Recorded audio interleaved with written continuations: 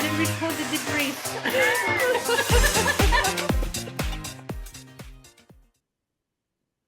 Hello everyone.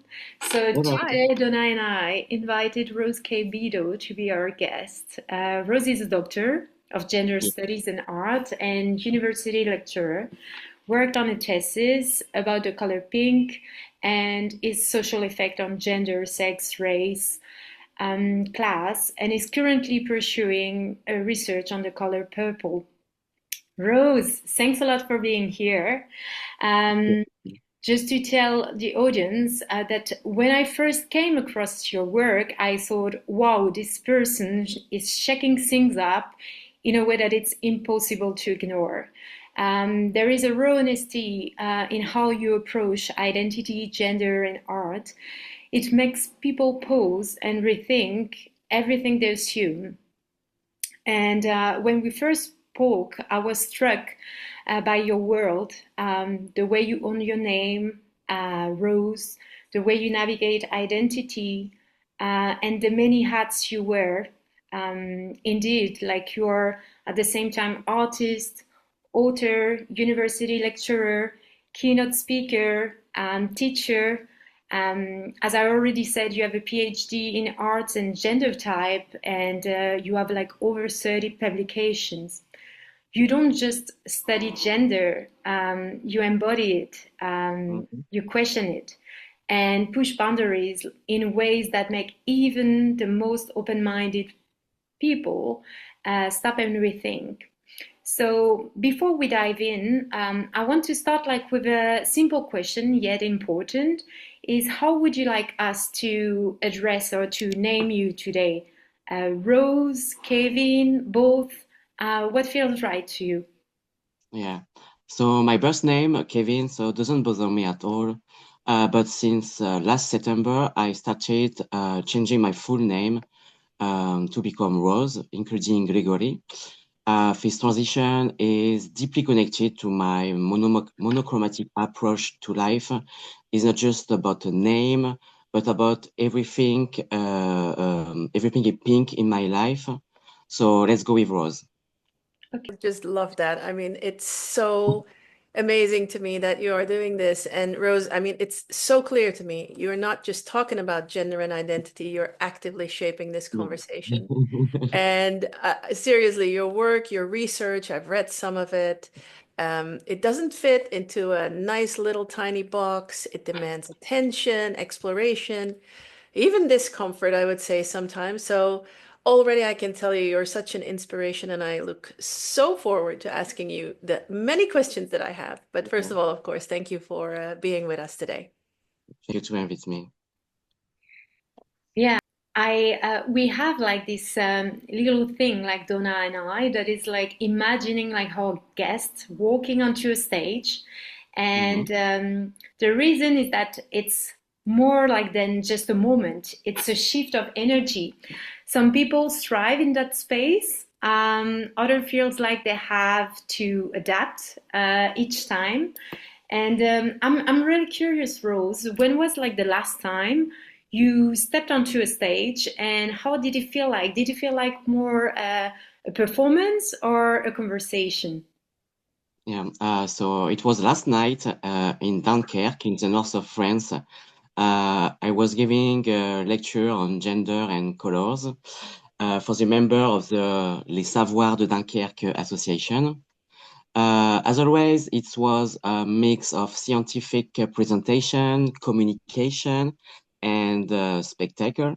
But this aspect is especially true for the audience.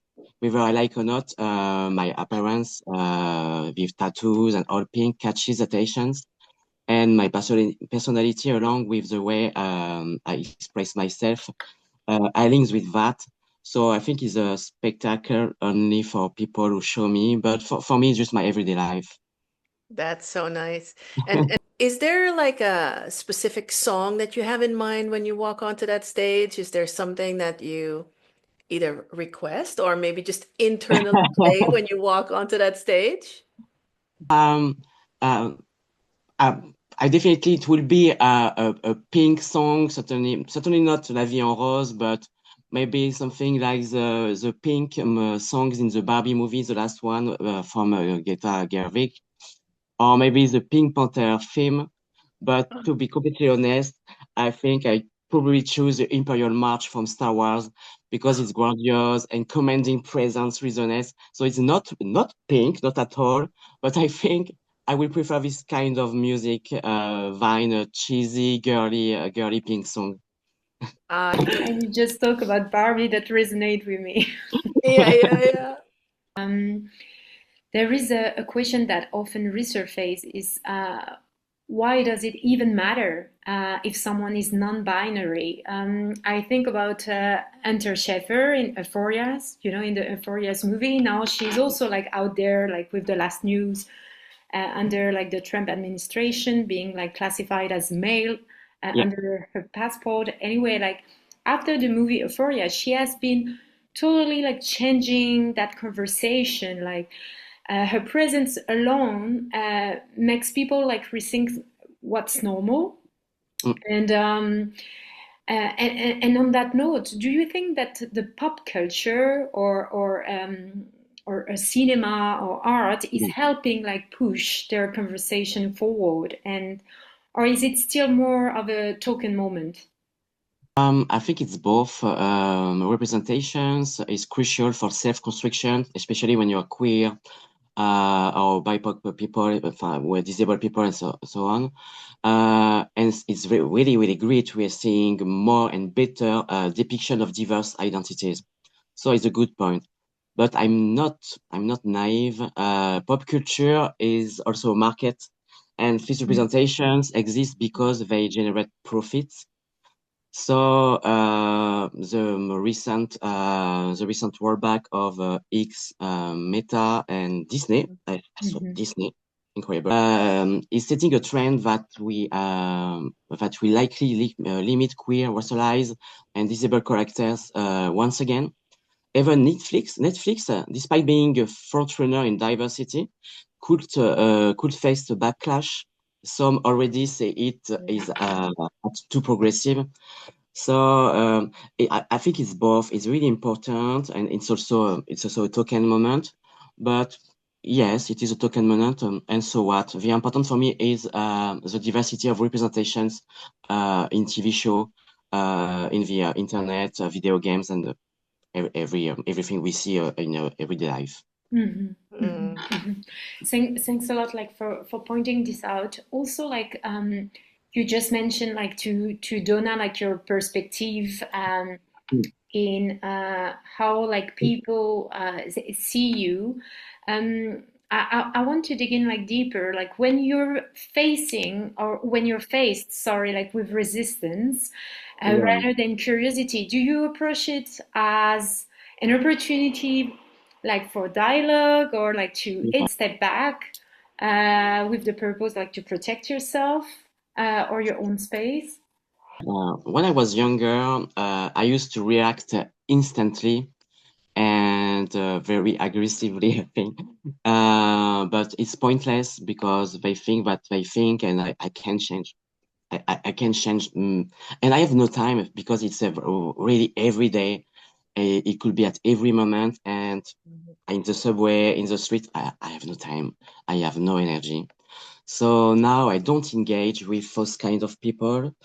That doesn't mean I'm inactive on the subject, but I prefer take action in another way by publishing, teaching, training, communicating on social media, and speaking in public place. I think is more efficient than just talking with people in the street because they have they thinking about me, and it taken so many time to debunk all they think and create new monument. Yeah, I see. Yeah, I hear you. Can be so frustrating, I think. But what I really like is that you are shaping and informing people, huh? Because I think a lot of that behavior could also come from people just not understanding or Yeah. never have been exposed to. Um, I think you live in Paris, right? Yeah. So metropolitan city, is Yeah. it different? Do you see or recognize any difference being in, like a big bustling fashion-forward city than, I don't know, maybe being in the middle of the countryside somewhere in Yeah. France? Is there a difference? No. Not really, because Paris is not a monolithic place. It depends on the neighborhood. It depends on the time of day and how often you're seen in certain area. I live in I lived I have lived in a town of 3,000 people, and I didn't face more or fewer issues than in the big city like Paris. I think it's all about familiarity. In my neighborhood here in Paris, no one dares to insult me as faggot because they see me regularly. I'm part of the landscape, so I am here and I'm just here. So I think it doesn't matter the size of the city. For other country, I can't really say because I don't really travel a lot, or I travel in Belgium, so it's same like French, you know. And when I travel and don't really bring up fist topic with strangers, and I don't go in country where queerness is illegally fine. Rose, we mentioned before that you're university lecturer, right? Yeah. At Mm-hmm. Paris 8. Yeah. Yes, yes. So and I'm sure like among all your hats, you have like the opportunity like to meet the Gen Z and to work closely like with many students. What's the most unexpected or refreshing thing you've noticed about like the Gen Z or the younger millennials? How they do approach like a gender identity compared like to previous generation? I think the thing that is differ a lot is internet culture. Internet has been a platform for exchange and discovery for gender, especially on Tumblr. And suddenly we weren't alone. We were a constellation of millions spread across the heterosexual world, and it allowed us queer people to build a networked community and share and spread information and gain visibility too. And without a doubt, internet change gender perception. And the Gen Z was born with internet. They don't discover the switch between before internet and after internet, which I lived. They didn't know that, so they are genuine about what the gender is today, and it's wonderful because they starting to refuse the categorization of gender and sexuality. It's just a start, but it's a beginning, and it's just wonderful because they don't they most of them, I work in art, so there's a special public, but most of them don't feel being totally woman, don't feel being totally a man. There are more and more non-binary. Where I work, there are about 20% of non-binary people, so it's a lot. So I think the next generation, the Gen Alpha, it will be more and more non-binary people, trans people, not only gay and lesbian people, but also bi, pansexual people, asexual people. I'm definitively sure that the future will be queer or it won't be. They, I mean, they are like sponge when it comes like to knowledge. You talked about also like this sense of gender fluidity. They Yeah. embrace it. Mm-mm.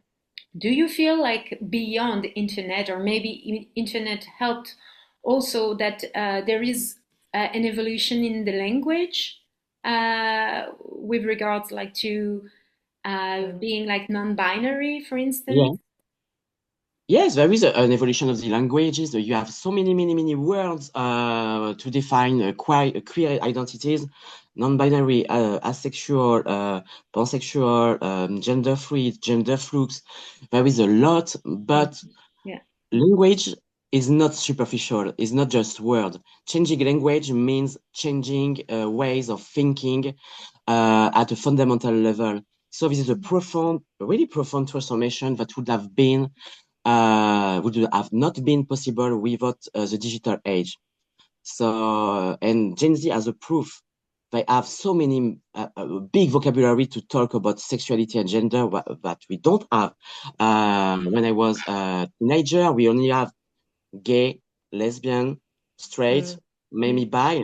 Now it's 10 more terms and more and more and more. So I think to add so many words, in the final time, we can explore gender by the interior, you know. We can explore gender by adding and adding and adding so more categories. So no, language is a start, and is a profound start and efficient start. Was there one thing while you were doing your research that you discovered that was super surprising to you, or an insight where you were like, huh, never knew that? So when I started my research, I wasn't really trying to discover anything. My thesis concludes, unsurprisingly, that pink is a color associated with femininity. Quite a scoop. My goal was more to understand the multiple mechanism that led to what pink is today. What surprised me the most is how pink was already in disgrace long before we even had a word for it. One example is Brazil wood, a dye source that produced vibrant red and pink hues in the Middle Age. These shades were considered extravagant, excessive, and frivolous long before pink was a color. And it's funny to see how it resonates today. We have a meaningful category of pink, and even before light red, we see no thanks. So it was the most surprisingly for me in my research. Cool. That's really cool. I think it's one of those colors, you know, because of your research, I had to read a little bit more about pink. Yeah. And I was surprised to really discover all these different layers. You really made me think. So thank you for that. I love the passion. If I can build up on Donna, like the way that you tell about like pink, and as you said, it's a cultural. I mean, both of you, yeah, both of you mentioned that it's like a cultural signal. There was like the suffragette also who shifted from white to pink. You just mentioned earlier about Barbie, the Barbie movie, who was also using like the pink color, but in a way that was a little bit more subversive. You talk about feminism and also like the position of women in the society. Did you notice, by the way, talking about this movie, I mean, quick, did you notice a shift? How people did see the color after this big shabang around? I mean, it was a blockbuster. After the release of this movie, or not? Or it was just a one-off, you would say, commercialized feminist moment? 100% commercial. Do you still hear people talking about it? Do you see any lasting effect of Barbie movie? No. We had Millennial Pink in 2016, and everyone seems to have forgotten about it. There was also a strong pink trend in the 50s, 1950s, and these waves come and go, but they rarely create deep lasting change. Moreover, every time the focus is on the fact that you can wear pink without conforming to its stereotypical feminine associations. Than even men can wear pink. But this only ends up to validate and reinforce the color existing symbolism, and it doesn't help at all. It's just buzz. Anything and to talk about the Barbie movie is not feminist at all. They have the possibility to make a feminist movie, but at the end, the last scene, we have this doll. It's just an object. So we can see that gender is not a biological thing. We have this object, this doll, without genitals. And at the end, oh, I go to the gynecologist. And that you ruin all the movie, all the possibility to make a really good movie about gender and feminism is disappear instantly. Yeah, yeah. I totally see your point, and I see like the way you're saying that also when stars are wearing pink. Like lately, I saw Chalamet with his Yeah. partner, his girlfriend, like wearing pink, like for Mhm. Valentine's Day. But it was just Yeah. like maybe a one-off, like to Yeah. stand. Yeah, yeah. You wanted to say something, no? To stand out. Donna and I also like saw that. I mean, you did like this great, amazing research on pink, and now you're moving towards researching around purple. And what strike me is that one of, I mean, probably I mean, surely you know better than me, but something that strikes me is that Prince, the singer Mm. Prince, was using purple as his favorite color and making it like his identity. Huh? He blurred Mhm. like in a really nice way masculinity and femininity, and his attitude also was really this nice blend of both, and it was really effortless. Long before he has been like mainstream, like in the pop culture. He never needed permission, like to do so, like to express his full self. Would you say today is that artists are finally like reaching that same level of freedom, or do you think that he has a long way to go? You as an artist also. Yeah. So I'm not an expert about Prince, but I have some doubts that it will be effortless. I'm not sure. Yes, I work in the world of art, and it's a mistake to think that the art world is at the peak of acceptance. Women, for example, are still have to navigate between embracing femininity and avoiding having their work dismissed as feminine art, like textile art. When gender is too visible in an artist's work or persona, it often overshadows everything else, turning the Oh, focus interesting. solely on identity rather than allowing for the multiple interpretation and resonance that art can hold. And that's why we like art. A good stuff in art is a it's a artwork where you can have many and many interpretations. Mhm. Um, Worse, we have even reached a point where queerness is being deliberately erased from certain artists' legacies. I think of Felix Gonzalez Torres, who is a Cuban naturalized USA citizen artist, which is its work is described without the queerness or HIV meaning, because queerness were an inconvenient detail rather than an essential part of his work for the collectioners. So, do artists today have more freedom? Maybe in theory, but in practice, the system still demands that they make themselves palatable or risk being sidelined. Lots to discover in colors. Yeah. Oh, yeah. Lots of hidden Yeah. messages in colors.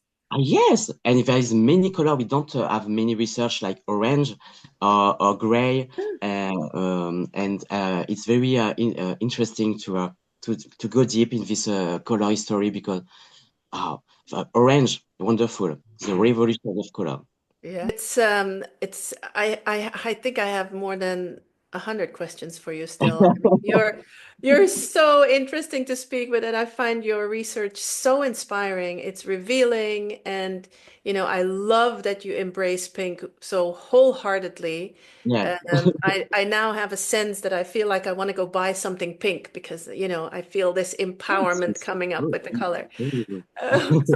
We've learned a lot from you. Sure. But yeah, I think we sort of run out of time, and at the end of, all these interviews, there's always one question that we want to ask, which is sort of like an unfiltered confession. You know, Tell us something that you've never shared before.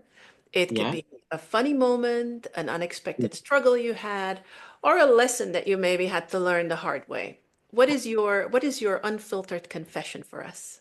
The funniest thing about me is, attention, pink isn't actually my favorite color. Woo! Green That's a is. scoop. That And is madness. green is my favorite color. And pink is not my second favorite color. That would be yellow. Uh, Woo! yes. How Uh, uh, come? as a There is a teenager, follow-up. my room were entirely green and yellow, and after yellow and green, a reflection of my love for animals and the nature there in a bit. Wow. I'm not fond of vegetal things. I kill all my plants, but I love animals. Um, but I suppose I have no choice but to rank pink as my third favorite color. Wow, that is a shock. I would have never guessed that in a million years. Me neither. But you know, if you fix a green surface for a long time and after you close your eyes, you will see pink because pink is a complementary color of green. The things we've learned. Yeah, Yeah. yes. Amazing. It's tricky, but I think it's the only argument I can give why pink is not my favorite color. I love that. Oh gosh, that was a scoop and that was a wrap. I mean, thanks a lot, Rose. This is incredible. As Donna said, we could stay here like forever. Thanks a lot for Yeah, sharing all your insights, your story, and your work with us. And to everyone listening, stay tuned for our next guest who's bringing even more inspiration your way. See you next time. Thanks a lot. Bye bye. Thank you. thank you. Thanks.